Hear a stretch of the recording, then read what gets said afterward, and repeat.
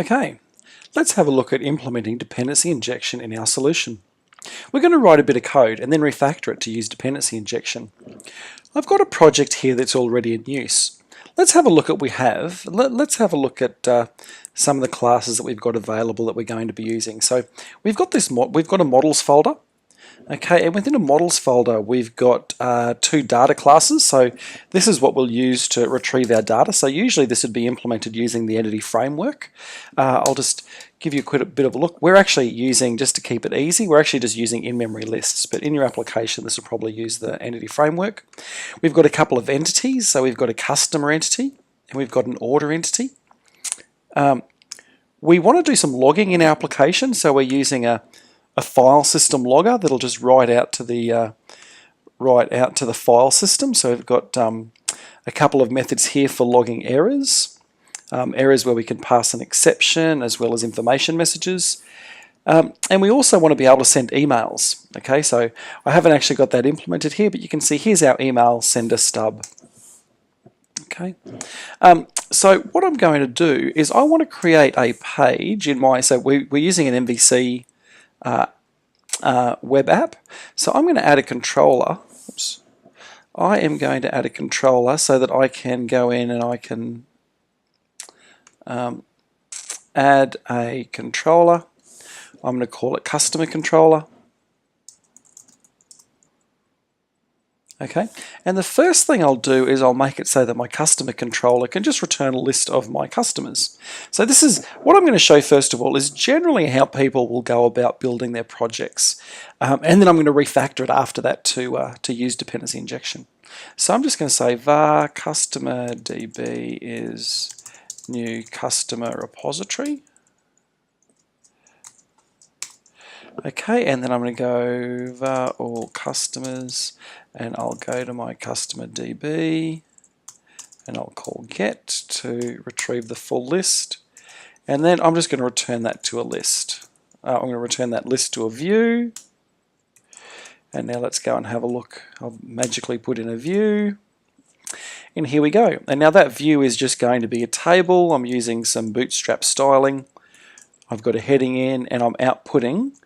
I'm doing a for each to output the different rows of all the items in the database. Okay, so that's pretty straightforward.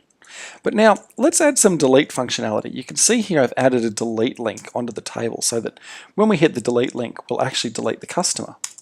So let's come in here and let's create a method called delete that accepts an ID. Okay, and when we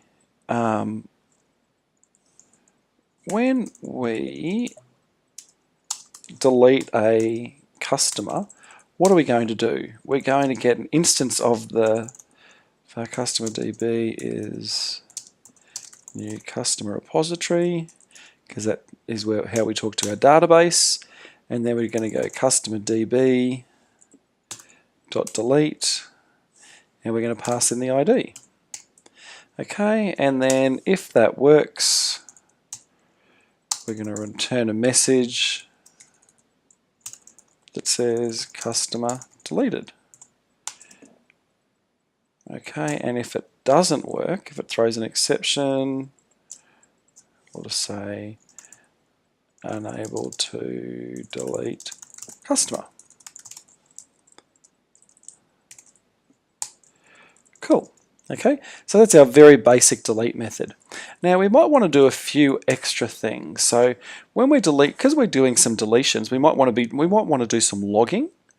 So I'm going to come in here and I might decide I'm going to create a logger. And I had my file system logger there available, so I'm going to go in and create a file system logger. Okay, and I'm going to create and I'm also, when I delete a customer, I'm going to send an email. So I'm going to create notification, and I'm going to create an email sender. Okay, you can see I actually shortcut selecting classes by just typing the capital letters of those classes, just as a little productivity tip. Now let's add a little bit of logging. So when I delete the customer, let's go in and say notification.send. Okay, and I'm going to send a message to admin at mycompany.com. So I'm going to email the admin, and I'm going to say, and I'm typing in now the subject, customer deleted, and the actual message, I'm going to do a string format, and I'm going to say customer deleted with ID, and I'm going to pass in the customer, the ID that was passed in. Okay, so now I'm sending a notification. I could also write that same bit of text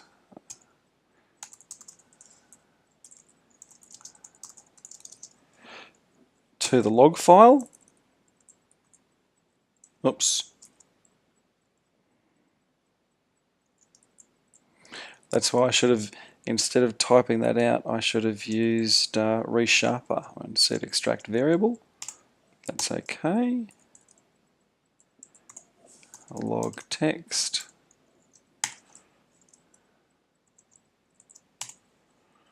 There we go. Because now I can also go in here and I can go logger.info,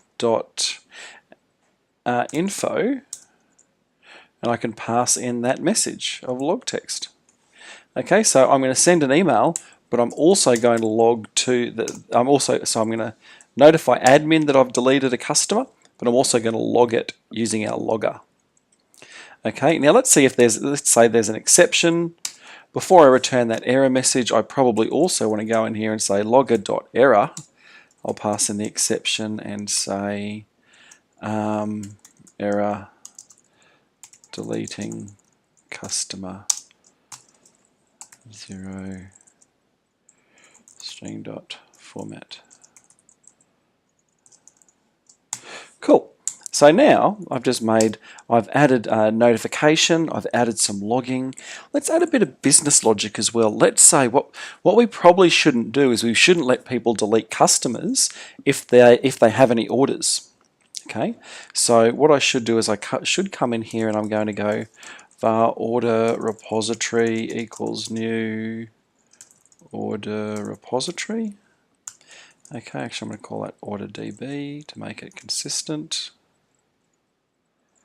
And I'm going to say var, I'm going to determine if there's orders, order DB, and I'm going to get the orders based on the ID and get a count of them. Where it's greater than 0 will tell me if the customer has orders. I'm going to add a bit of logic in, and I'm going to say if the customer has orders, I'm going to return a message.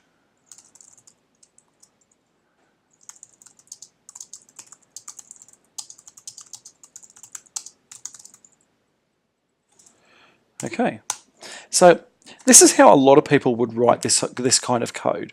They're querying the database by instantiating instances of their database context. And when they need components, whether it's a logger or an email sender or a business component that does some kind of calculation, they're just constantly they're making new classes to perform new functions, and they're instantiating new classes. They're newing up files. They're newing up dependencies all the time. And this is how we see people all the time writing their software.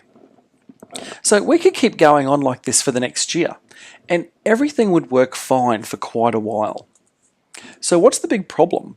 Well, eventually adding features is going to slow down because the level of complexity in the system is increasing as all of these classes are tightly coupled together. But the main maintenance issue with this code will come up after, during a sprint planning meeting. Let's say the product owner wants to, he sees them as only small changes. Look, he might come in the meeting, he goes, look, instead of sending email messages now, I want to send SMS messages.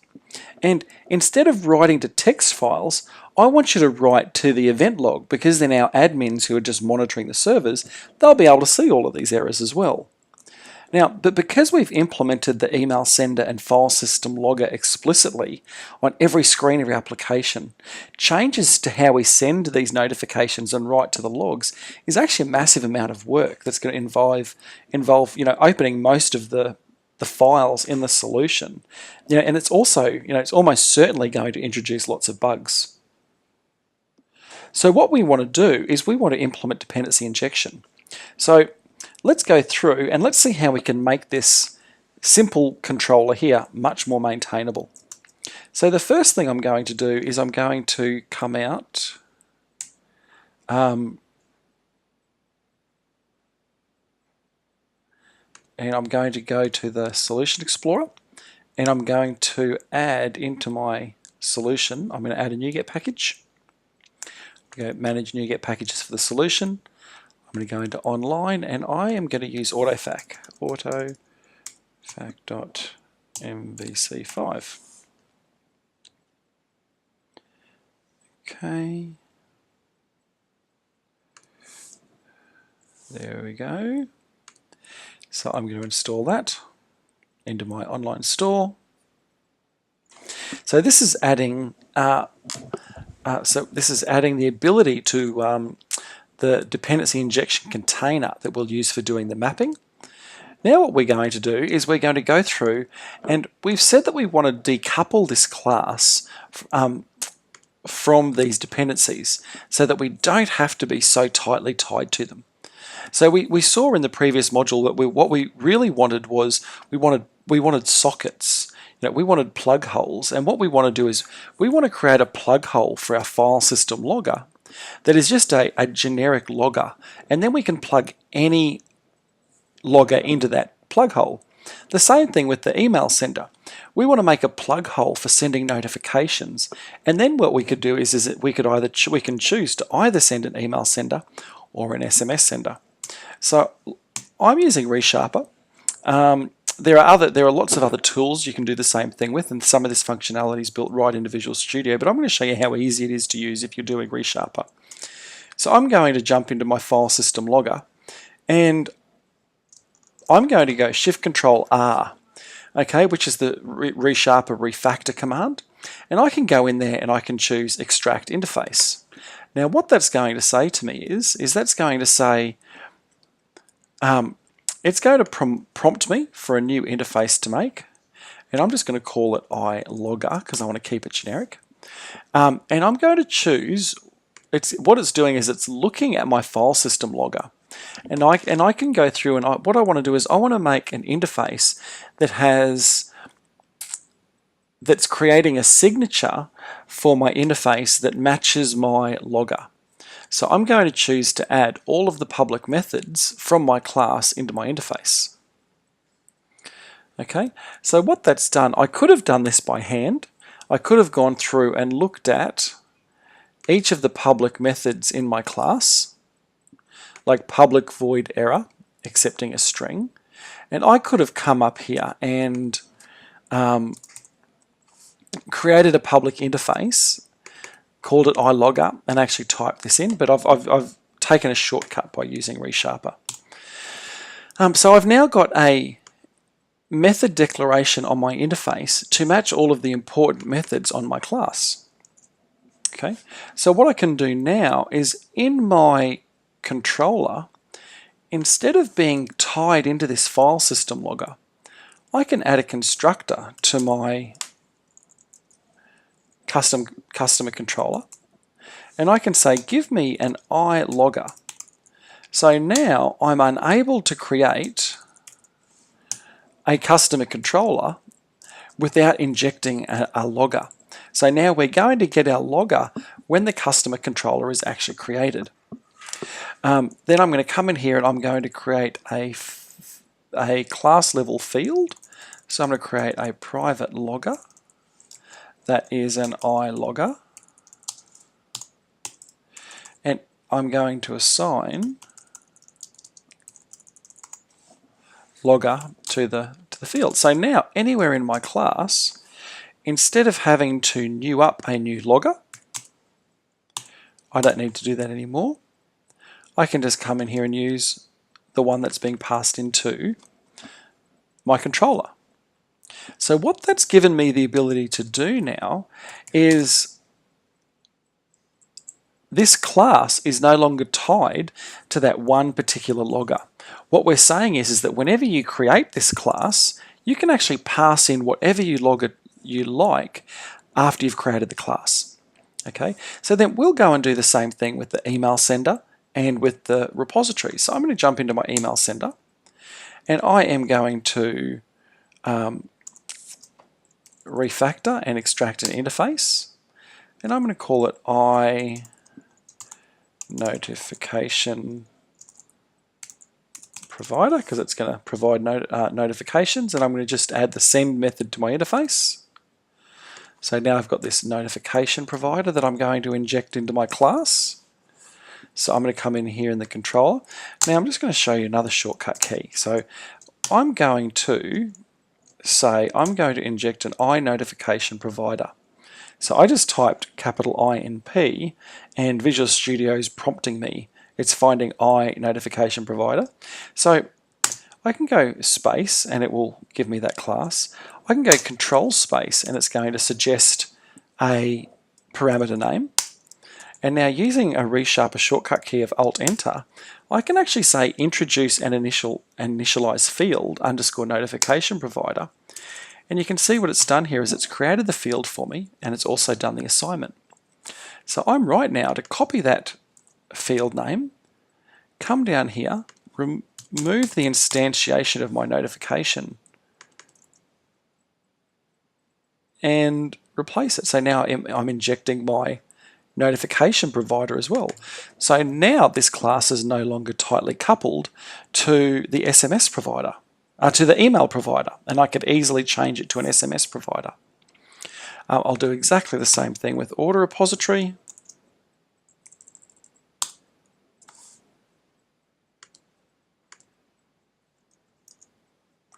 And also with custom repository.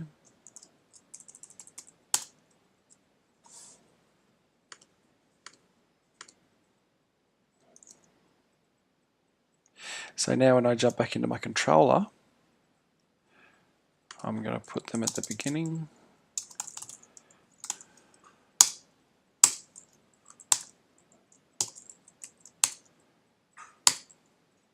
It's my custom repository and my order repository.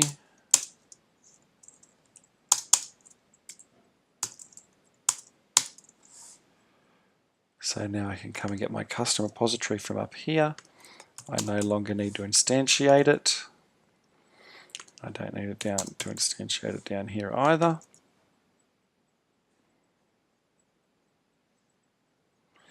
I can grab my order repository. And that easily, I've changed from a class that's tightly coupled to specific implementations to a class that's fully using dependency injection and injecting in those classes.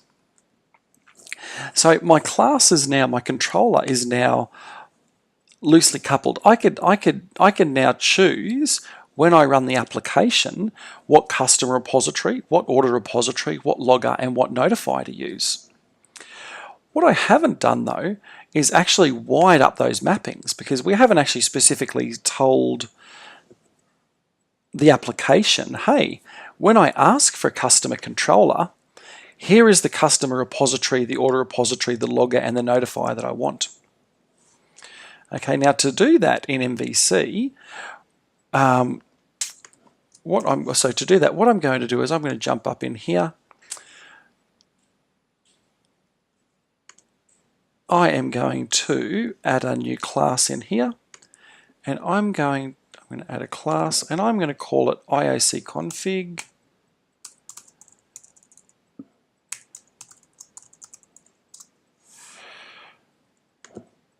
Okay, now what I want to do is I'm going to make a static class. It doesn't need to return anything, and I'm going to call it register dependencies. Okay. Now, what my register dependencies method is going to do is it's going to do the wiring up so that when I run MVC, I can ask for, in my controller, I can ask for an interface, and then AutoFac will look up its menu of interfaces and see what class to provide. Okay, and so we do that using an AutoFac container builder. So I'm going to go var builder equals new container builder. You can see that's coming from AutoFac. Okay, and then what I'm going to do is I'm going to, with AutoFac, I've actually got to register the controllers. So I'm going to come in here and I'm going to say register controllers. So I'm going to register my controllers and say this is where I've got to tell it what assembly. So I'm just going to find the MVC application class and tell it to use that assembly. And you don't need to know all of this off the top of your head. You can actually just grab this and copy and paste it. Yeah, this is its instance. And then we're going to choose what scope to use, instance per request. That's what I'm going to want to use. And now, okay, so that's just, so I've created my AutoFac container, I've registered the controllers with it, but now what I'm going to do is I'm going to come in here and I'm going to say register type. And so when I register a type, what I'm saying is I'm saying I'm going to register the email sender type as an iNotification provider. So in any of my controllers, whenever I ask for an iNotification provider, I'm going to know to provide it an email sender. Okay, so what we're really doing here is we're giving our dependency injection container a menu. We're saying whenever I ask for this interface, provide it with this class. Now the last piece of the puzzle is just to say whether or not we want to create a new instance of the class every time we ask for one, or whether we never want to create a new instance if we just check to see have we ever created an instance of this class for the application, and if we have, keep reusing the same one, or as we'll commonly do, we'll use instance per request. And what instance per request does is it says for each, so essentially each page request, it will, the first time you ask for a particular interface, it will instantiate a new instance of that class. But any subsequent requests for the same interface on the same page request will provide the same instance of the object handed back per request. Okay, so we'll do that for, so we're going to register, we've registered our iNotification provider. We'll register our iLogger to use our, we were using the file system logger, and we were using our iCustomer repository, and we were using the customer repository, and we were using our iOrder repository, Okay, so now that's quite easy. So then, we've set up our mappings. Now I've just got to build the container. The container is builder.build, and now I've just got to register that with MVC dependency resolver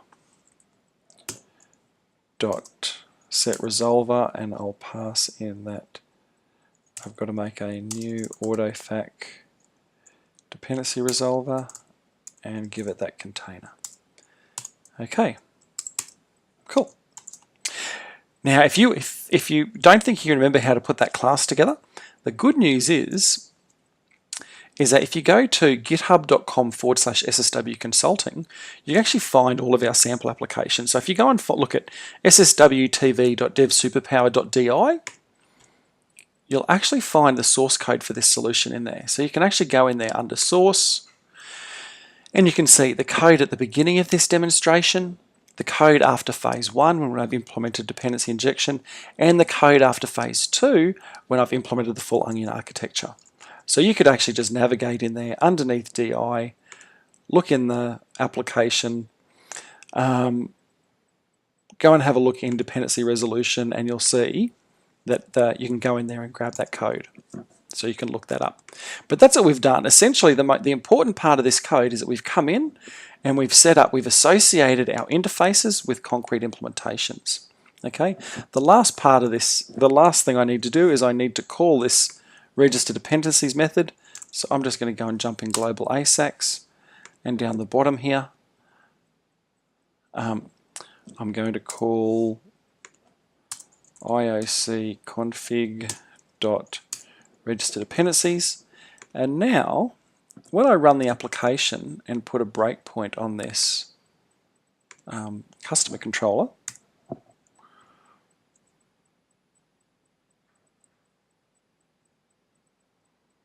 okay, so now we're running the application.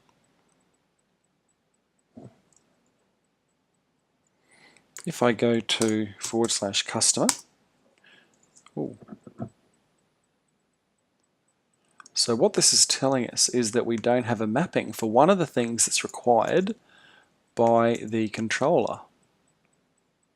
So custom repository, order repository, iLogger, and iNotification provider. They're the 4 things in the constructor. So we need to make sure that all of those are configured.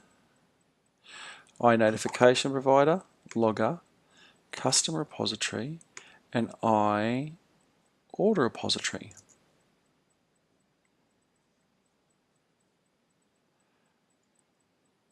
Aha, I can see that the, oops,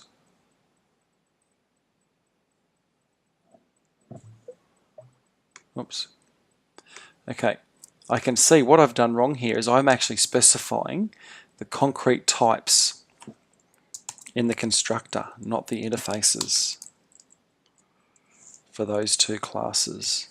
So I just need to jump up here and make sure these are specifying those ones there. And now let's run it again and have another look.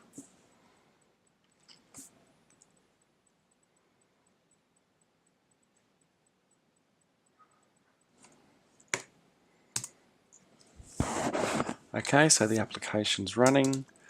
I'm going to go to customer.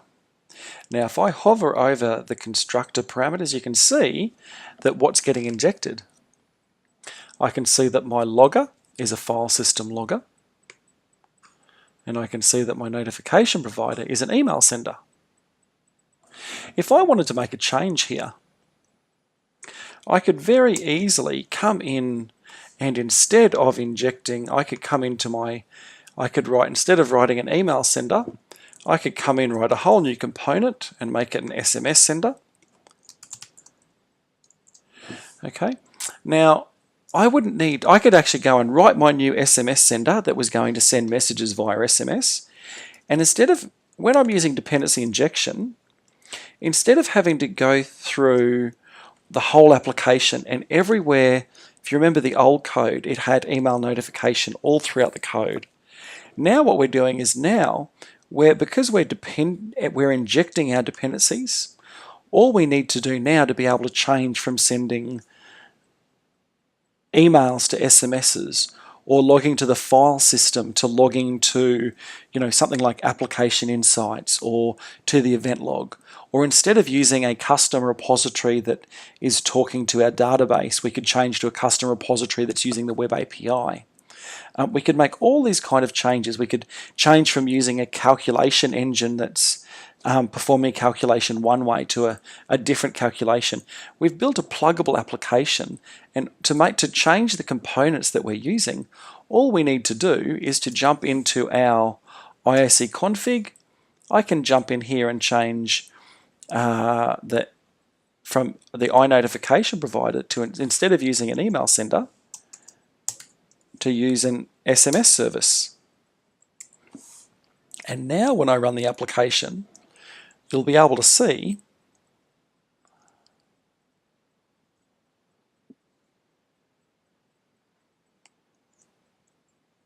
oops, that wasn't I've done the incorrect mapping there. So what I should have said was to use an SMS sender.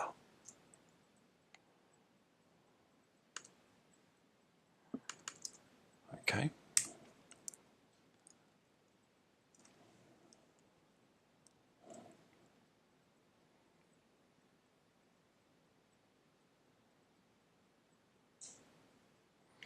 Okay, so now when I go to / customer and I hover over the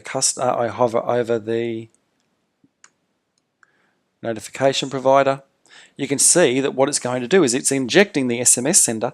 So instead of sending emails, it's going to send SMSs.